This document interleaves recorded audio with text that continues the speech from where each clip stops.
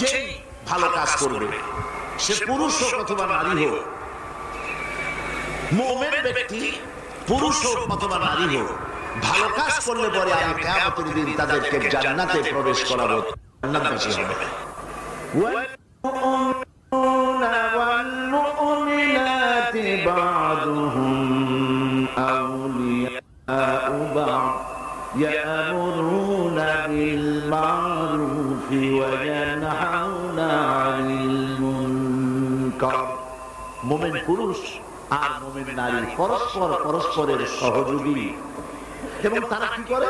মানুষকে কাজের আদেশ, অন্যায় কাজ থেকে ফিরায় রাখে, তারা নামাজকে প্রতিষ্ঠা করে, তারা যাকাতকে আদায় করে এবং আল্লাহ রাসূলের আনুগত্য করে চলে। তাহলে আয়াতে কারিমাগুলির, আল্লাহ পাকের এই আয়াতগুলির মধ্য দিয়ে